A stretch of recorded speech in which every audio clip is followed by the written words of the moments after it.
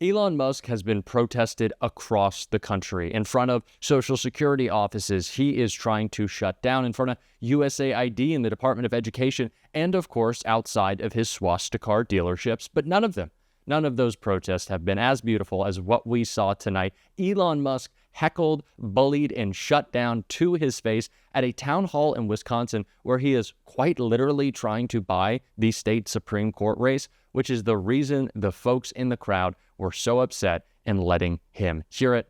And obviously, Elon melted down after. We're going to get into it all, but before we do, if I could quickly ask you to leave a like on this video, and if you haven't already and you enjoy our channel, to hit that subscribe button. It goes a long way, and it really does mean a lot to me. Now, before we can get into this beautiful clip of Elon being protested, of course, I'd like to hear about why this race is so important from the chair of the Wisconsin Democratic Party. That's Ben Wickler, and that clip's right here. This is the first big test of whether Elon Musk can buy any election he wants. And if we defeat him here, if Susan Crawford beats Brad Schimmel, it punctures this myth of invulnerability that Elon Musk's money can buy him.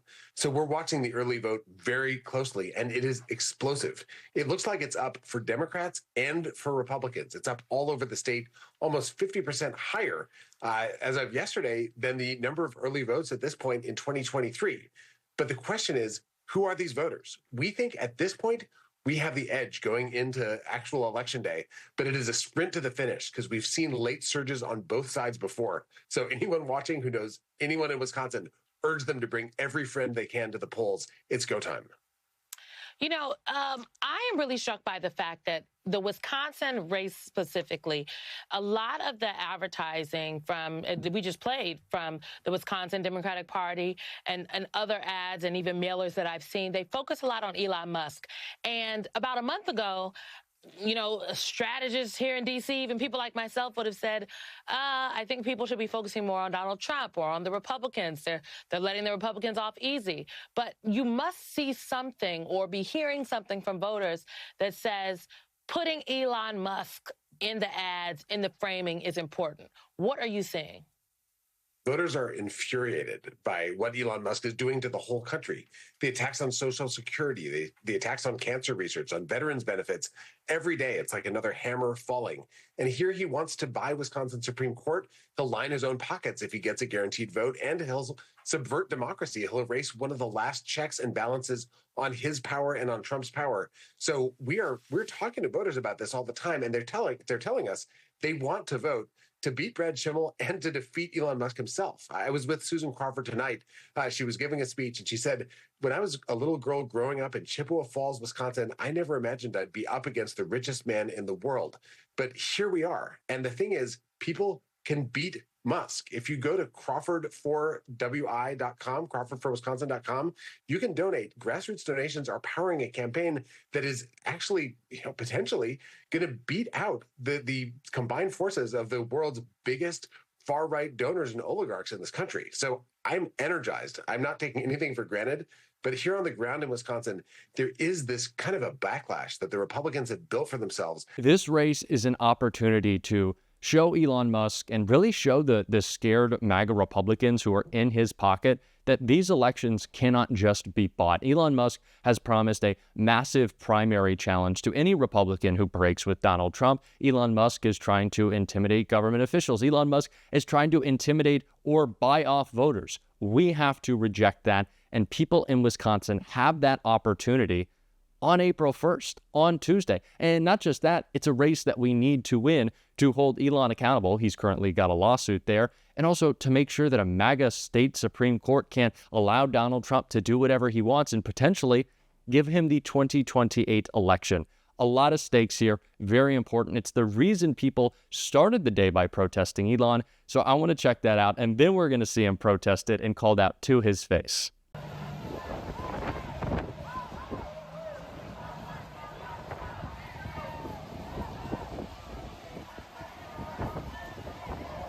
So Elon did not like those protesters outside and ended up posting this tweet saying that they are paid to be there. Paid to be there? Elon, the only people who are paid to be anywhere in Wisconsin tonight are the people that you're offering $1 million checks to come to your rally, to come to your town hall, and then to go and vote for Brad Schimmel. Like, you're the one who is paying political actors. Like, MAGA wants to say this, but it's Elon Musk who's actually trying to buy the election, and that's why he was confronted right here. The federal government, like, shocking, really. It's insane. Yeah, it's really wild. So, like, I mean, it was inevitable that at least a few Soros operatives would be in the audience. Give my regards to George. Say hi to George for me.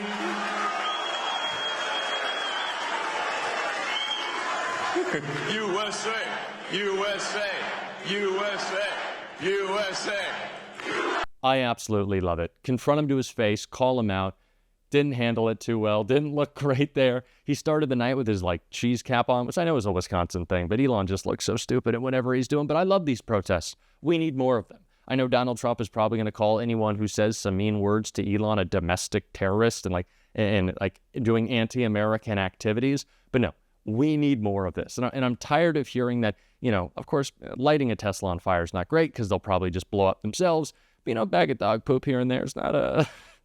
I'm not telling anyone what to do. I don't want to hear Pam Bondi coming after me. But, you don't have to buy the cars. It's free market capitalism the last time I checked, or I guess maybe Donald Trump is also going to want to arrest us for not buying the car he did a commercial for. But yeah, go ahead and protest. It is your right, at least for now. But Greg Kazar did a great job responding to a question about these so scary Elon protests. And I want to hear from one of our favorite members of Congress right here. You have fiercely condemned Elon Musk's efforts to dismantle government programs and cut the benefits out there for Americans. And his foray into government is not your first exposure to Musk. Your Austin, Texas district includes his largest Tesla factory. So I'm curious your response to these protests, as well as the vandalism at Tesla dealerships across the country. Well, look, we don't support vandalism, and there's no Democrats that support that kind of behavior. But what we do support is people expressing their First Amendment rights. And we all are deeply concerned. The richest man on earth is firing veterans, taking their salaries and trying to hand it out in the form of tax breaks to his billionaire buddies. Elon Musk is talking about how Social Security, in his words, is a, quote, Ponzi scheme, and he wants to eliminate billions of dollars from Social Security, deny seniors their benefits by calling them fraudsters, and channeling money to himself in the form of government contracts. So we need to be really clear with folks that what you're feeling right now is an unholy alliance between corporate greed and corrupt government. And the Democratic Party's message, their number one message, should be breaking that unholy alliance so that we have representative government again, and so that government can take care of the everyday person, not have an economy rigged for Elon Musk. I'm curious because I understand you just wrapped up a town hall in a very red district in your state. And last week you had 20,000 people show up for your Arizona rally with Senator Bernie Sanders and Congresswoman Alexandria Ocasio-Cortez on their Fighting Oligarchy tour. That rally's message: the government has been taken hostage by billionaires, and the only way to take it back is by unifying the working class. What concerns did you hear from voters today, and did your populist message resonate with them? Yeah, folks, you may see him in the back of a car just leaving a town hall in Dripping Springs, Texas, in Congressman Chip Roy's district. So I was invited. Congressman Chip Roy was invited. Dripping Springs is population about 8,500 people, and hundreds and hundreds and hundreds of people showed up. Democrats, independents, conservatives alike. They filled up the parking lot. I could not believe this. I mean, we're here where they show livestock. It's a livestock show hall, and we packed the hall standing room only. And whether you're a Democrat, Republican, or independent, working people cannot support somebody buying politicians, making it so that those politicians don't even come to town hall to answer questions, and basically stealing people's Social Security, their Medicare and Medicaid in order to give it out in tax breaks to billionaires. So I think if we stick to that message and channel this energy we're seeing at rallies and town halls all across the country, we can actually stop some of this madness, not have to wait until next election year, but actually stop some of this madness now by turning up the pressure on Republicans and just getting 3 Republicans to stop these votes for destroying Social Security, Medicare, Medicaid, and veterans' jobs. Congressman, was I seeing the right thing there? Was that a cutout of Congressman Chip Roy at the table? In his absence, I presume? That's right. I showed up, I was invited. I didn't know if Chip would be there or not. And I was about to take a seat there at the table, and there was a cardboard cutout of him.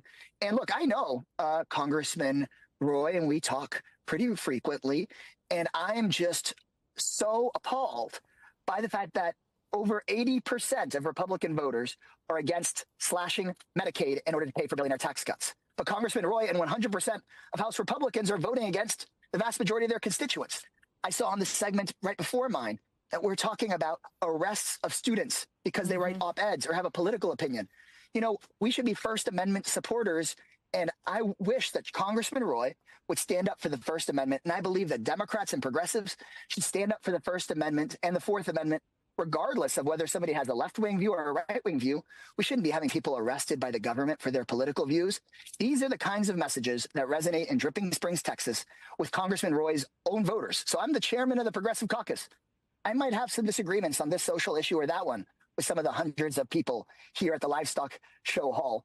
But at the core of our message is getting rid of corruption in government and getting rid of corruption in the economy. And I think we can all agree on that. Can I just ask how people reacted to you? Do they appreciate you being there and answering your questions? I do have another question to get to, so just real quickly on that one. Yeah, real quick. House Speaker Mike Johnson told Republicans to not host town halls. It's crazy. So Republicans aren't showing up. As the Progressive Caucus, we're launching the Democrats Show Up campaign, and people appreciate it, just us showing up. Our title isn't congressman. It's actually representative, and we need to get back to a representative form of government. Good point. Part of DOJ efforts include in the intended cuts at NPR and PBS. And then to that end, the Oversight Committee held that hearing with heads of those media outlets. Here are some questions that you raised. Take a listen. Mr. Gonzalez, you wrote the proposal to defund NPR, PBS, and public broadcasting for Project 2025. Can you answer a few questions for me? How many millions of dollars a month do taxpayers spend for Daniel Tiger to play golf? I have no idea. The answer is none. Okay. To your knowledge, has Miss Piggy ever been caught trying to funnel billions of dollars in government contracts to herself and to her companies? That's a silly question. Well, the answer is no. Continue to protest. Have your voice heard. It is our right. Elon cannot force us to buy his terrible cars. Donald Trump cannot intimidate us into stopping using our voices. And Elon also can't buy our votes. They're not for sale.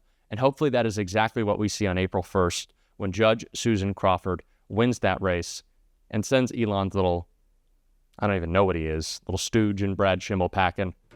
I'm looking forward to that. And if you want to stay updated on that race, of course, you can hit that subscribe button, leave a like on this video, and drop a blue heart in the comments because we're going to be covering it all on this show. So until next time, hopefully it's not till Tuesday. Hopefully I see you sooner than that. But until next time, I'll see you soon.